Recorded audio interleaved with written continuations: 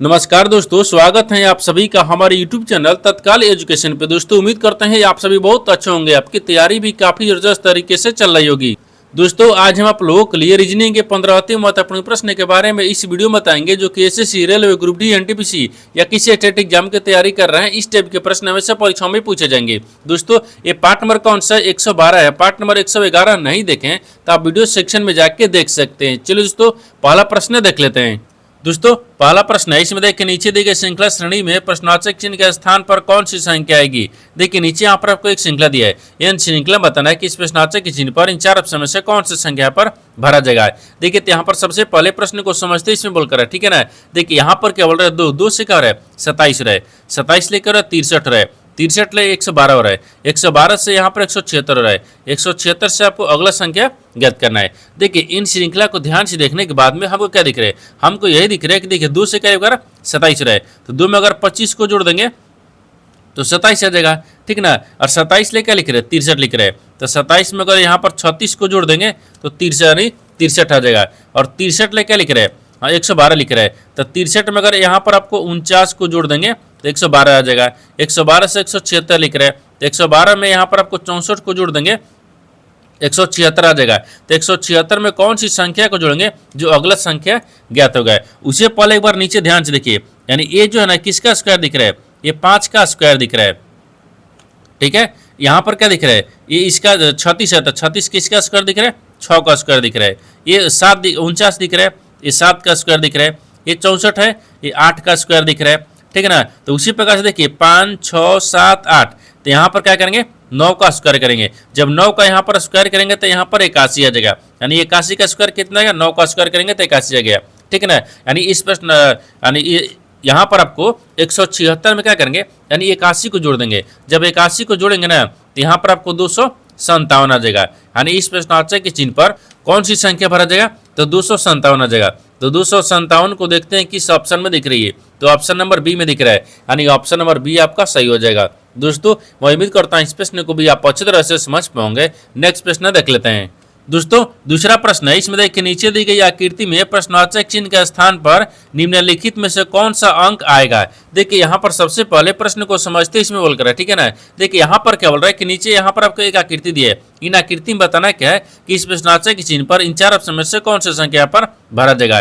देखिए यहाँ पर सबसे पहले प्रश्न को समझते इसमें बोलकर है, ठीक ना। देखिए यहाँ पर क्या दिख रहा है, इस तरह का आकृति में क्या होता है, देखिए या तो रो में ज्ञात करेंगे, या तो कॉलम में ज्ञात करेंगे, या तो जिधर बड़ी संख्या दिया रहता है उधर भी ज्ञात करते हैं। तो इस आकृति को ध्यान से देखने के बाद में हमको क्या दिख रहा है, हमको यही दिख रहा है कि देखिए नीचे आपको बड़ी संख्या दिख रही है, ठीक है। यानी इसका मतलब कि यानी नीचे से क्या, यानी ऊपर से नीचे की तरफ ज्ञात करते हैं, यानी ऊपर से नीचे की तरफ ज्ञात करेंगे, ठीक है ना। जैसे यहाँ पर क्या दिख रहा है, 2 दिख रहा है, 1 दिख रहा है और 3 दिख रहा है। इन सबको जोड़ते हैं, जोड़ेंगे तो यहाँ पर 36 आएगा नहीं। अगर गुना करके देखते हैं 3 दूनी के 6, 6 में 1 से गुना करेंगे तो 6 आ जाएगा, ये भी नहीं आ रहा है, ठीक है ना। यहाँ पर क्या करते हैं, थोड़ा सा लॉजिक लगाते हैं। इसमें लॉजिक कैसे लगाएंगे, यहाँ पर ध्यान से देखिए, ये 2 दिख रहा है ना, तो यहाँ पर 2 रख लेंगे, ठीक है। 2 का क्यूब करेंगे, फिर प्लस में 1 का क्यूब करेंगे, फिर प्लस में 3 का क्यूब करेंगे, ठीक है। सबका क्यूब करेंगे। जब क्यूब करेंगे ना तो देखिए यहाँ पर आपको कितना आ जाएगा, ये 8 आ गया, फिर प्लस 1 आ गया, ठीक है। फिर प्लस यहाँ पर प्लस दिख रहा है ना, प्लस यहाँ पर कितना गए 27 आ गया। इन सब को जोड़ लेंगे, जब इन सब को जोड़ेंगे ना यहाँ पर 36 आ जाएगा। देखिए यहाँ पर आपको 36 दिया हुआ है, ठीक है। उसी प्रकार से देखिए दूसरा को रखते हैं। यहाँ पर क्या दिख रहा है, यहाँ पर 0 दिख रहा है, यहाँ पर 0 रखेंगे, 0 का भी क्यूब करेंगे। यहाँ पर देखिए 4 दिख रहा है, फिर प्लस में 4 का भी क्यूब कर देंगे। फिर यहाँ पर आपको 3 दिख रहा है, फिर प्लस में 3 का भी क्यूब करेंगे। तो यहाँ पर बराबर करेंगे, तो इसको तो 0 को जब क्यूब करेंगे तो 0 ही रहेगा, लेकिन 6 को 16, 16 को 64 आ गया, 64 इसमें आ जाएगा, और 3 9 27 आ गया, 27 इसमें आ जाएगा। इन दोनों को आपस में जोड़ेंगे, जोड़ेंगे तो कितना आ गया, कितना आ जाएगा 91 आ जाएगा, ठीक है ना। 91 आ गया, और नहीं 9 4 13, हाँ ठीक है, यहाँ पर 91 आ गया, 11 हो जाएगा ना, 91 आ गया, ठीक है। उसी प्रकार से बताना है कि इस जो प्रश्नवाचक चिन्ह है ना, देखिए 91 आ गया, चिन्ह पर कौन सा संख्या भरा जाएगा। तो यहाँ पर ध्यान से देखिए, ये 4 दिख रहा है, तो 4 का यहाँ पर क्या करेंगे क्यूब कर देंगे। फिर प्लस में यहाँ पर क्या दिख रहा है, 2 दिख रहा है, तो 2 का भी क्यूब कर देंगे। फिर प्लस में 1 दिख रहा है, 1 का भी क्या करेंगे क्यूब कर देंगे। अब इन सबको जोड़ेंगे तो देखिए 6 को 16, 16 चौके 64 आ गया है।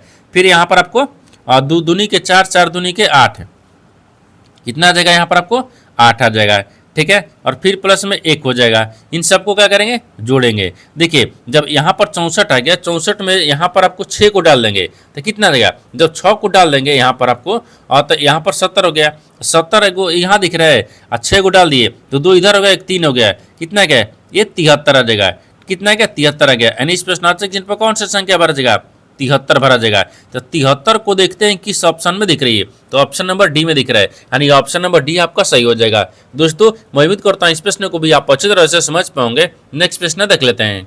दोस्तों तीसरा प्रश्न है, इसमें देखिए यदि संख्या 32 है, 18, 54, ठीक है, कि प्रत्येक सम अंक में 1 जोड़ा जाए तथा प्रत्येक विषम अंक में 1 जोड़ा जाए तो इस प्रकार बनी नई संख्या में, ठीक है ना, नई संख्या में पहले और अंतिम अंकों का योगफल कितना होगा, आपको इसी को बताना है। देखिए यहाँ पर सबसे पहले प्रश्न को समझते इसमें बोल कर है, ठीक है ना। यहाँ पर क्या बोल रहा है कि एक संख्या दिया हुआ है, ठीक है, एक संख्या दिया है, इन संख्या में बोल रहा है कि सम संख्या में 1 को जोड़ देंगे और विषम संख्या में भी 1 को जोड़ेंगे। जो नई संख्या बन के आएगा ना, उसमें पहला और अंतिम अंकों का योगफल बताना है, ठीक है। देखिए तो यहाँ पर क्या करिएगा, वीडियो को रोककर खुद अपने आप से बनाने की कोशिश करिएगा और 15 प्रश्न में से अपने कितने प्रश्न सही किए हैं वीडियो को लास्ट में कमेंट में जरूर बताइएगा। और इस चैनल पर पहली बार आए तो चैनल को सब्सक्राइब कर बेल आइकन घंटी को प्रेस जरूर कर लीजिए, क्योंकि सबसे पहले इस तरह क्लास आपको मिलता रहे। देखिए यहाँ पर क्या करेंगे ना, ये जो सवाल कब पूछा गया था, देखिए यानी रेलवे ग्रुप डी का एग्जाम यानी जनवरी में आपको हुआ था, 2026 में जनवरी में आपको एग्जाम हुआ था, उसमें आपको ये पूछा गया था, ठीक ना। देखिए इसको बनाने के लिए सबसे आसान क्या होता है, यहाँ पर आपको ये संख्या है, इन संख्या को लिखेंगे, क्या लिख रहे हैं, 32 लिख रहे हैं, फिर यहाँ पर आपको 18, यहाँ पर आपको 18 रख लेते हैं, ठीक है, थोड़ा सा हटा के, ठीक है, 18 हो गया। फिर यहाँ पर आपको ये 54 दिख रहा है, ठीक है, 54 हो गया। अब इसमें बोल रहा है कि प्रत्येक सम अंक में 1 जोड़ा जाए, तो सम संख्या में 1 को जोड़ देते हैं, ये भी सम संख्या है, इसमें भी 1 को जोड़ देते हैं, ये भी सम संख्या दिख रहा है, इसमें 1 को जोड़ेंगे, 4 में 1 को जोड़ेंगे 5 आ गया, 8 में 1 जोड़ेंगे 9 आ गया, और 2 में 1 जोड़ेंगे तो 3 आ गया, ठीक है। आगे बोल रहा है कि और प्रत्येक विषम अंक में 1 जोड़ा जाए, विषम संख्या में भी 1 को जोड़ देंगे, ठीक है ना। तो यहाँ पर आपको 4 आ गया, इसमें 1 को जोड़ देंगे तो 2 आ गया, और इसमें भी 1 को जोड़ देंगे तो कितना आ गया, 6 आ गया, ठीक है, विषम संख्या में भी जोड़ दिए। आगे देखिए ये नई संख्या बन गया, तो इस प्रकार बनी नई संख्या में, तो नई संख्या बन गया। नई संख्या बोल रहा है कि पहले, ठीक है, तो पहला ये दिख रहा है, और अंतिम अंकों, तो अंतिम अंकों का योगफल ये दिख रहा है, ठीक है। इसका योगफल कितना होगा आपको इसको बताना है। तो देखिए नई संख्या में पहला अंक है और अंतिम अंक, इन दोनों को जोड़ेंगे तो 5 और 4 को जोड़ेंगे तो कितना गया, 4 + 5 को जोड़ेंगे तो 9 आ जाएगा, 9 हो गया। तो 9 को देखते हैं किस ऑप्शन में दिख रही है, तो ऑप्शन नंबर सी में दिख रहा है, यानी ऑप्शन नंबर सी आपका सही हो जाएगा। दोस्तों मैं उम्मीद करता हूँ इस प्रश्न को भी आप अच्छी तरह से समझ पाओगे। नेक्स्ट प्रश्न देख लेते हैं। दोस्तों 4 नंबर प्रश्न है, इसमें देखिए एक निश्चित कूट भाषा में यानी AMIE को यानी 94, 32 और यानी SAME को यानी 42 यानी 79 के रूप में कूटबद्ध किया जाता है, उस भाषा में एस के लिए कूट क्या होगा, आपको इसी को बताना है। देखिए यहाँ पर सबसे पहले प्रश्न को समझते इसमें बोलकर है, ठीक है ना। देखिए यहाँ पर क्या बोल रहे हैं, ये बोल रहा है कि एक निश्चित कूट भाषा दी है जिसमें यहाँ पर आपको एमी को लिख रहा है, यहाँ पर 94, 32, उसी प्रकार से सेम को लिख रहा है यहाँ पर 42 और 79 के रूप में लिखा जाता है, ठीक है ना। तो उसी प्रकार से बताना है कि एस को कैसे लिखा जाएगा, यानी उसी कूट भाषा में। तो सबसे पहले यहाँ पर देखिए क्या लिखते हैं, यानी AMI और ई दिख रहा है, ठीक है ना। इनको क्या लिख रहा है, इनको 94 और 32 लिख रहा है, उसी यानी उसी कूट भाषा में देखिए एस ए, थोड़ा सा इसको बड़ा रखते हैं, ठीक है ना। एस हो गया, ए हो गया, एम हो गया और ई हो गया, इनको भी क्या लिख रहा है, देखिए यहाँ पर आपको 42 और 79 लिख रहा है। उसी कूट भाषा में बताना है कि एस को कैसे लिखा जाएगा। अब देखिए इस तरह के सवाल में क्या होता है, इस तरह के सवाल में ना यहाँ पर आपको ध्यान से देखिए, ये आपको क्या दिख रहा है, अक्षर दिख रहा है, इन अक्षर को दोनों में कॉमन मिलाएंगे। ये संख्या दिख रही है, संख्या में भी दोनों को कॉमन मिलाते हैं, जो आपको कॉमन मिल जाएगा वही आपको आंसर होता है। इस तरह के भी सवाल आपको 2026 में जो रेलवे का एग्जाम हो रहा है ना, इसमें कम से कम एक सवाल पूछेगा, ठीक है। देखिए इसको बनाने के यहाँ पर क्या करते हैं, कॉमन को मिलाते हैं। देखिए यहाँ पर अक्षर को कॉमन मिलाएंगे, ए से ए कॉमन मिल रहा है, एम से एम क्या मिल रहा है, कॉमन मिल रहा है, यहाँ पर ई से ई क्या मिल रहा है, कॉमन मिल रहा है। लेकिन आपको अलग कौन सा दिख रहा है, आई दिख रहा है, ये ए से दिख रहा है, ठीक है। उसी प्रकार से क्या करेंगे, संख्या में भी कॉमन को मिलाते हैं। देखिए 4 1 के 4 मिल रहा है, 2 को 2 मिल रहा है, 2 का 2 हो गया, ठीक है, 9 का यहाँ पर 9 मिल रहा है, यहाँ पर आपको 7 आ गया, यहाँ पर आपको 3 आ गया। तो यहाँ पर एस का कूट क्या बोला है, 7 बोला है, तो एस का कूट क्या हो जाएगा, 7 हो जाएगा। तो 7 को देखते हैं किस ऑप्शन में दिख रही है, तो ऑप्शन नंबर किस में दिख रहा है, तो ए में दिख रहा है, यानी ऑप्शन नंबर ए आपका सही हो जाएगा। दोस्तों मैं उम्मीद करता हूँ इस प्रश्न को भी आप अच्छी तरह से समझ पाओगे। नेक्स्ट प्रश्न देख लेते हैं।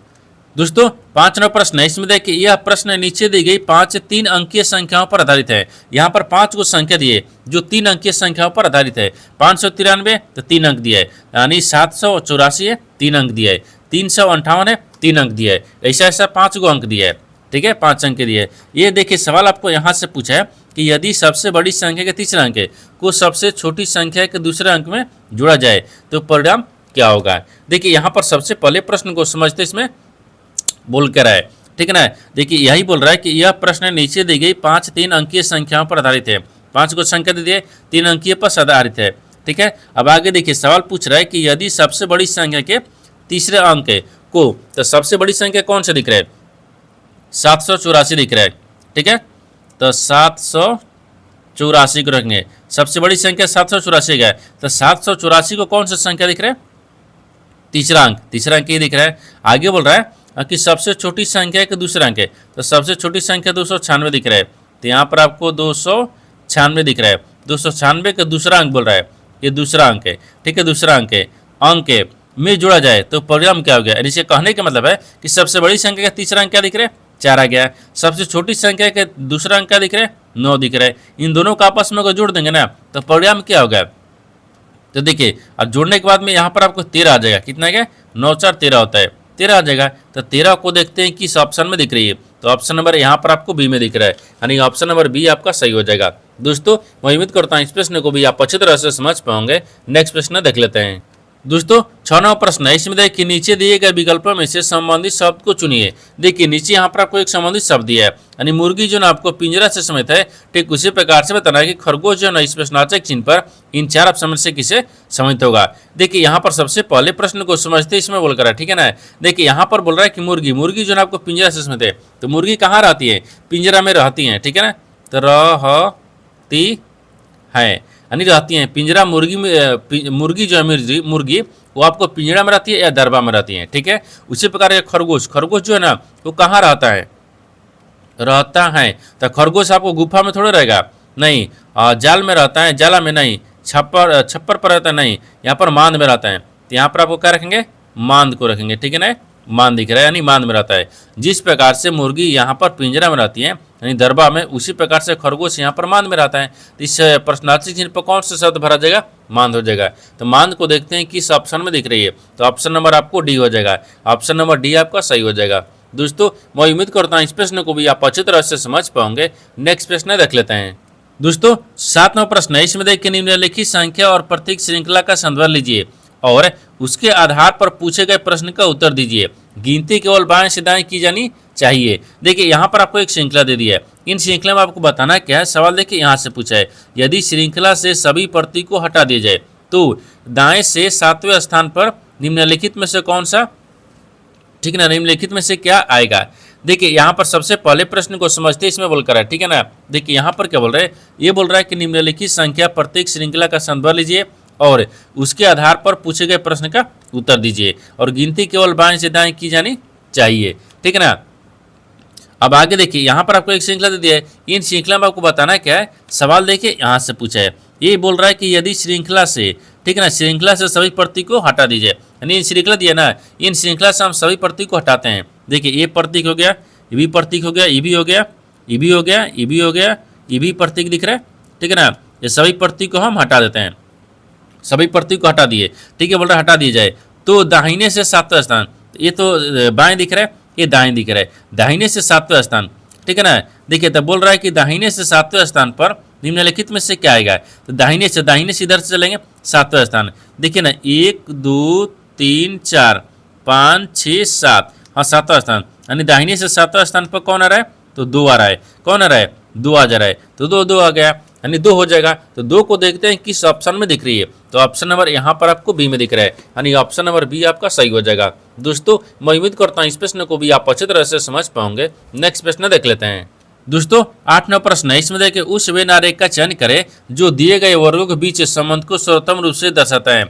देखिए नीचे यहाँ पर आपको 3 शब्द दिया है, इन तीनों शब्द को बताना कि आपस में कैसे संबंधित है और इन 4 वेन डायग्राम में से कौन सा वेन डायग्राम बनेगा। देखिए तो यहाँ पर सबसे पहले प्रश्न को समझते इसमें बोल कर है, ठीक है ना। देखिए यहाँ पर क्या बोल रहा है, ये बोल रहा है कि नीचे यहाँ पर आपको 3 शब्द दिया है, यानी कौन कौन सा शब्द दिया है। देखिए स्टेपलर दिया है, महिला दिया है और बहन दिया है। इन तीनों शब्दों से सबसे कॉमन क्या दिख रहा है, तो सबसे कॉमन हमको महिला दिख रहा है। महिला के अंदर में बहन आ जाएगी। देखिए तो यहाँ पर आपको महिला को रखते हैं, ठीक है ना, महिला, ठीक है, ये महिला हो गया है। महिला के अंदर में यहाँ पर बहन आ जाएगी, ठीक है, यानी बहन, महिला के अंदर में बहन आ जाएगी। लेकिन महिला के अंदर में स्टेपलर थोड़ा रहता है, स्टेपलर जो पंच होता है ना, अब यानी वो पंच हो गया, तो स्टेपलर आपको अलग बन जाएगा, ठीक है ना, यानी स्टेपलर, ठीक है, स्टेपलर, ठीक है ना, स्टेपलर हो गया है, ठीक है। स्टेपलर आपको इस प्रकार से बन जाएगा, यानी इस तरह का वेन डायग्राम बनेगा। इस तरह का वेन डायग्राम ना देखते हैं किस ऑप्शन में दिख रही है, तो ऑप्शन नंबर यहाँ पर किस में दिख रहा है, बी में दिख रहा है, यानी ऑप्शन नंबर बी आपका सही हो जाएगा। दोस्तों मैं उम्मीद करता हूँ इस प्रश्न को भी आप अच्छी तरह से समझ पाओगे। नेक्स्ट प्रश्न देख लेते हैं। दोस्तों 9वां प्रश्न है, इसमें देखिए 6 व्यक्ति A B C D E F है, एक पंक्ति में उत्तर दिशा की ओर है, यानी ठीक है, अभिमुख होकर बैठे हुए हैं, यानी डी एफ के ठीक बाईं ओर पड़ोस में बैठा है, सी बी के बाईं ओर और तीसरे स्थान पर बैठा है, यानी एफ है सी का निकटतम पड़ोसी है, तो ई सी के दाएं से दूसरे स्थान पर बैठा है, यानी ए ई के ठीक बाएं पड़ोस में बैठा है, तो पंक्ति के दाएं छोर पर कौन बैठा है आपको इसी को बताना है। देखिए यहाँ पर सबसे पहले प्रश्न को समझते इसमें बोल कर, ठीक है ना। देखिए यहाँ पर क्या बोल रहा है, ये बोल रहा है कि 6 व्यक्ति है जो कि A B C D E F है, ठीक है, यानी एक पंक्ति में उत्तर दिशा की ओर अभिमुख होकर बैठे हुए। तो सबसे पहले उत्तर दिशा की ओर अभिमुख होकर बैठाते हैं 6 व्यक्ति को। एक व्यक्ति हो गया, ये 2 हो गया, ये 3 हो गया, 4 हो गया, 5 हो गया, 6 व्यक्ति हो गया। जबकि इधर से आपको बाएं होता है, इधर से क्या होता है, दाहिने होता है, ठीक है ना, दाएं होता है। अब देखिए आगे बोल रहा है कि डी एफ के ठीक बाएं पड़ोस में बैठा है, यानी जो डी है डी, तो एफ के ठीक बाएं पड़ोस में बैठा है, ठीक है ना। तो यहाँ पर आपको एफ को रखते हैं, एफ के बाएं पड़ोस, डी के बाएं पड़ोस में एफ कौन बैठा है, बगल में बैठा है, पड़ोस में बैठा है। आगे बोल रहा है कि सी बी के बाएं और तीसरे स्थान पर बैठा है, जो सी है ना, सी बी के बाएं तीसरे स्थान पर, तो बी को यहाँ पर रखते हैं। इसके बाएं तीसरे स्थान पर कौन बैठा है, तो 1 2 3 तीसरे स्थान पर सी बैठा है, और तीसरे स्थान पर ना बैठा है। तो देखिए हाँ, तो 1 2 इसको छोड़ दीजिए, तो 1 2 3 तीसरे स्थान पर यहाँ पर आ जाएगा ना, तीसरे स्थान पर बी को छोड़कर तीसरे स्थान पर आ गया, ठीक है। आगे देखिए आगे बोल रहा है कि एफ है यानी सी का निकटतम पड़ोसी है, लेकिन एफ जो है ना, एफ है उसी का निकटतम पड़ोसी हो गया। देखिए यहाँ पर सी का निकटतम पड़ोसी कौन हो गया, एफ हो गया, ये भी ठीक है। आगे देखिए आगे बोल रहा है कि ई सी के बाएं, ठीक है ना, ई सी के दाएं और दूसरे स्थान पर बैठा है, लेकिन ई है ना, ई सी के दाहिने दूसरे स्थान पर, तो सी के दाहिने दूसरे स्थान पर कौन बैठा है, ई बैठा है, ठीक है। अब आगे देखिए आगे बोल रहा है कि ए ई के ठीक है बाएं पड़ोस में बैठा है, ए जो है ना, ए ई के बाएं, तो ई के बाएं यहाँ पर रखते हैं ए, ठीक है, दाएं पड़ोस में बैठा हुआ है, ठीक है। आगे बोल रहा है कि यहाँ पर पंक्ति के दाएं छोर पर कौन बैठा है, ठीक है ना। ये बोल रहा है कि देखिए दाएं छोर पर पंक्ति के कौन बैठा है, तो दाहिने छोर पर यहाँ पर आपको बी बैठा दिखा है, कौन बैठा है, बी बैठा है, तो बी हो जाएगा। तो बी को देखते हैं किस ऑप्शन में दिख रही है, तो ऑप्शन नंबर ए में दिख रहा है, यानी ऑप्शन नंबर ए आपका सही हो जाएगा। दोस्तों मैं उम्मीद करता हूँ इस प्रश्न को भी आप अच्छी तरह से समझ पाओगे। नेक्स्ट प्रश्न देख लेते हैं। दोस्तों 10वां प्रश्न है, इसमें देखिए उत्तर दिशा की अभिमुख 25 व्यक्तियों के एक पंक्ति में संजय दाएं छोर से 7वें स्थान पर हैं। यदि अनु संजय के बाएं से तीसरे स्थान पर बैठी हैं, तो पंक्ति के बाएं छोर से अनु का स्थान कौन सा होगा, आपको इसी को बताना है। देखिए यहाँ पर सबसे पहले प्रश्न को समझते इसमें बोल कर है, ठीक है ना। यहाँ पर क्या बोल रहा है कि उत्तर दिशा की ओर अभिमुख होकर 25 व्यक्तियों की एक पंक्ति है, यानी 25 व्यक्ति है जो उत्तर की तरफ मुंह करके बैठे हुए हैं, ठीक है। ये बोल रहा है कि संजय दाएं छोर से 7वें स्थान पर है, लेकिन संजय जो है ना वो दाहिने छोर से 7वें स्थान पर है, ठीक है। आगे बोल रहा है कि यदि अनु संजय के बाएं से तीसरे स्थान पर बैठा है, यदि अनु संजय के बाएं, तो संजय के बाएं जो है ना वो तीसरे स्थान पर अनु बैठा हुआ है। तो बोल रहा है कि पंक्ति के यानी बाएं छोर से अनु का स्थान क्या होगा, बाएं छोर से अनु का स्थान बोला है। तो टोटल व्यक्ति कितना दिख रहा है, 25 को दिख रहा है, 25 को रख लेंगे, ठीक है ना। अब यहाँ पर आपको दिख रहा है कि 7वें स्थान पर बोल रहा है, फिर यहाँ पर 3 स्थान इसको आगे बोल रहा है, 3 स्थान इसको आगे रख लेंगे, इन दोनों को जोड़ लेंगे, क्योंकि देखिए ये बोल रहा है कि संजय दाहिने छोर से 7वें स्थान पर है। यदि देखिए यदि अनु संजय के बाएं से तीसरे स्थान पर, तो संजय के बाएं से तीसरे स्थान पर इन दोनों को जोड़ेंगे। ठीक है, इन दोनों को जोड़ लेंगे। ठीक है ना। अब फिर यहाँ पर आपको एक प्लस कर लेंगे, क्योंकि टोटल बोल रहा है कि इसका अनुपात, इसका बताना है कि बाएं छोर से अनु का स्थान क्या हो जाएगा। ठीक है, तो टोटल यहाँ पर आपको 25 आ गया, इसको जोड़ेंगे तो कितना आ गया, 7 3 10 आ गया, 10 हो गया। फिर मैं यहाँ पर प्लस 1 हो गया, इसको माइनस करेंगे तो माइनस करेंगे तो 15 देगा, 15 में 1 को जोड़ देंगे तो कितना आ गया, ये 16 आ गया। कितना आ गया, ये 16 आ गया। तो यहाँ पर आपको वही पूछा है कि पंक्ति में है ना, पंक्ति के बाएं छोर से अनु का स्थान क्या हो जाएगा, 16वां हो जाएगा। तो 16वां को देखते हैं किस ऑप्शन में दिख रही है, तो ऑप्शन नंबर किस में दिख रहा है, तो डी में दिख रहा है, यानी ऑप्शन नंबर डी आपका सही हो जाएगा। दोस्तों मैं उम्मीद करता हूँ इस प्रश्न को भी आप अच्छे तरह से समझ पाओगे। नेक्स्ट प्रश्न देख लेते हैं। दोस्तों 11वां प्रश्न है, इसमें देखिए यदि प्लस का अर्थ माइनस है, माइनस का अर्थ गुना है, गुना का अर्थ भागा है, भागा का अर्थ प्लस है, और तो निम्नलिखित समीकरण में प्रश्न चिन्ह का स्थान पर क्या आएगा। देखिए यहाँ पर सबसे पहले प्रश्न को समझते इसमें बोलकर है। ठीक है ना।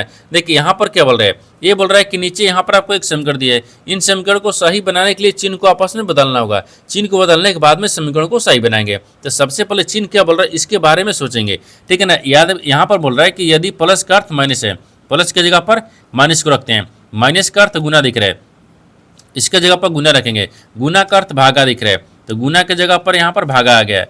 ठीक है, और भागा का अर्थ क्या दिख रहा है, प्लस दिख रहा है, इसके जगह पर प्लस रख लेंगे।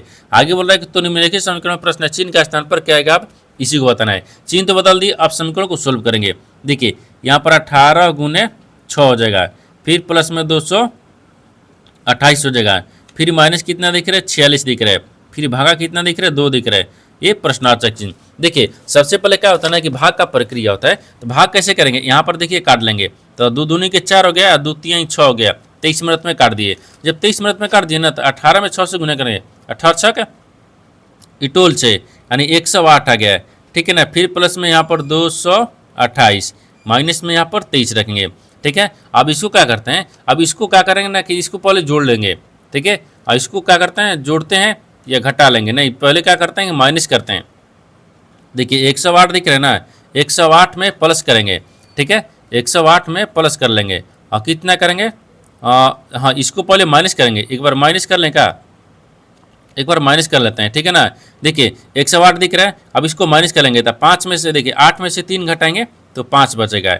अब यहाँ पर 2 बच गया, 2 में से 2 घटेगा, नहीं घटेगा, तो यहाँ पर आपको 1 0 हो जाएगा। ठीक है ना। और 2 एकम 2 हो गया, 205 आ गया। देखिए 108 205 इन सब को जोड़ देंगे तो कितना आ जाएगा, यानी 313 आ जाएगा। यानी इस प्रश्नार्थक चिन्ह पर कौन सा संख्या बढ़ जाएगा, तो 313 ना, 313 यहाँ पर आपको 313 भरा जाएगा। ठीक है ना, यानी 313 हो जाएगा। तो 313 को देखते हैं किस ऑप्शन में दिख रही है, तो ऑप्शन नंबर यहाँ पर आपको डी में दिख रहा है, यानी ऑप्शन नंबर डी आपका सही हो जाएगा। दोस्तों मैं उम्मीद करता हूँ इस प्रश्न को भी आप अच्छी तरह से समझ पाओगे। नेक्स्ट प्रश्न देख लेते हैं। दोस्तों 12वां प्रश्न है, इसमें कथनों को पढ़े और दिए गए विकल्पों में से निष्कर्ष को चुने। देखिए नीचे यहाँ पर आपको एक कथन दिए और निष्कर्ष दिए है। कथन के आधार पर डायग्राम को बनाते हैं, निष्कर्ष के आधार पर प्रश्न को सोल्व करते हैं। तो यहाँ पर सबसे पहले ध्यान से देखते हैं कथन बोलकर है, इसके आधार पर डायग्राम को बनाते हैं। देखिए रेलवे 2026 में जो आपको 1 जनवरी में एग्जाम हुआ था, उसमें ये सवाल पूछा गया था। देखिए 2026 में ही आपको क्या हो गया, 3 अगस्त ले जो चालू है ना एग्जाम रेलवे ग्रुप डी का, इसमें आपको इस तरह का सवाल पूछेगा। ठीक है ना, कम से कम 2 सवाल पूछ रहा है। ठीक है, देखिए तो कथन इसका आपको 2 सवाल दिया है, इसमें कम से कम बनाना कैसे, इसको ध्यान से देखिए। सबसे पहले कथन दिख रहा है, कथन के आधार पर हम डायग्राम को बनाते हैं। कथन बोल रहा है कि देखिए सभी कप गिलास हैं, तो सभी मान लीजिए कप को रखते हैं, यहाँ पर कप आ गया, सभी कप क्या है, एक गिलास है। ठीक है ना, तो यहाँ पर आपको ये गिलास में रख लेंगे। आगे बोल रहा है कि देखिए सभी गिलास स्टाइल है, सभी गिलास को यहाँ पर टाइल को रखते हैं। ठीक है, ये टाइल लिख रहा है, ये तो कथन बोल रहा है, कथन के आधार पर डायग्राम को ना दिए, लेकिन निष्कर्ष क्या बोल रहा है, इसके आधार पर ही प्रश्न को सोल्व करेंगे। देखिए निष्कर्ष पहला बोल रहा है कि कुछ टाइल गिलास हैं, हाँ कुछ जो टाइल है ना वो गिलास हैं। देखिए सभी जो यहाँ पर आपको गिलास दिख रहा है वो टाइल के अंदर में ही दिख रहा है। ठीक है, ये सही बोल रहा है, कुछ यानी सभी के अंदर ही कुछ आता है, ये भी सही बोल रहा है। देखिए दूसरा बोल रहा है कि सभी कप टाइल है, सभी जो कप है ना, कप भी क्या दिख रहा है, एक टाइल दिख रहा है, यानी सभी भी कप जो है ना वो टाइल के अंदर में है, ये भी आपको सही बोल रहा है। ठीक है, यानी सभी के अंदर ही कुछ आता है, यानी दोनों आपको सही बोल रहा है। जब दोनों आपको सही बोल रहा है ना, तो यहाँ पर क्या दिख रहा है, देखिए ऑप्शन नंबर बी में दिख रहा है कि निष्कर्ष 1 और 2 दोनों अनुसरण करते हैं, यानी ऑप्शन नंबर बी आपका सही हो जाएगा। दोस्तों मैं उम्मीद करता हूँ इस प्रश्न को भी आप अच्छी तरह से समझ पाओगे। नेक्स्ट प्रश्न देख लेते हैं। दोस्तों 13 नंबर प्रश्न है। देखिए यहाँ पर आपको एक टाइपिंग से मिस्टेक हो गया होगा, ठीक है ना। ये 13 नंबर प्रश्न है। क्या है ये?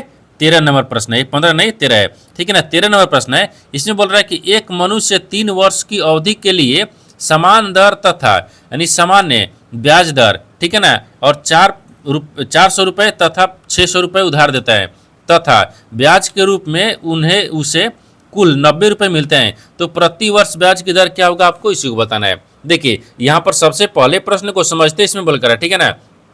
यहाँ पर क्या बोल रहा है? बोल रहा है कि एक मनुष्य है जो 3 वर्ष के लिए अवधि के लिए यानी समान दर पर और समान यहाँ पर ब्याज पर, समान दर समान ब्याज पर यहाँ पर 400 रुपये और 600 रुपये उधार दे देता है, ठीक है। समान दर समान ब्याज, ठीक है ना, यह 3 साल के लिए उधार देता है। जब दे देता है तो देखिए बोल रहा है कि ब्याज के रूप में उसे कुल कितना, ब्याज के रूप में कुल कितना मिला, तो 90 रुपये मिल जाता है। तो आखिर प्रति वर्ष दर कितना था आपको इसी को बताना था। तो सबसे पहले क्या देखिए यहाँ पर दर निकालते हैं, ठीक है ना। आपको क्या बोला है? दर निकालेंगे ना, तो यहाँ पर क्या लिखेंगे? ये 400 रुपये दिख रहा है, ठीक है। 400 रुपये में कितना? 3 वर्ष, ठीक है ना। फिर आर रखेंगे, फिर बाटा में क्या होता है? 100 होता है। फिर इसको जोड़ेंगे, यहाँ पर क्या दिख रहे हैं? 600 रुपये दिख रहे हैं। तो 600 गुने 3 वर्ष के लिए, क्योंकि ये बोल रहा है कि अवधि 3 के लिए समान हो गया, फिर आर हो गया, फिर बराबर हो गया यानी 100 हो गया, और बराबर में कितना दिख रहा है? 90 रुपये, क्योंकि ब्याज दर इसको बोल रहा है 90 रुपये, ठीक है। 2 जीरो से 2 जीरो काट दिए, 2 जीरो से 2 जीरो काट दिए। यहाँ पर अगर मान लीजिए रखेंगे तो 36 18 हो जाएगा। देखिए ना यहाँ पर रख लेते हैं, और 4 12 12 आर हो गई, ठीक है ना। फिर प्लस में 36 18 हो गई, 18 आर हो गई, फिर बराबर में 90 हो गई। इसको जोड़ेंगे तो कितना गया? 30 आर आ गया, बराबर में कितना आ जाएगा? ये 90 हो गया। यानी आर का मार कितना दिख रहा है?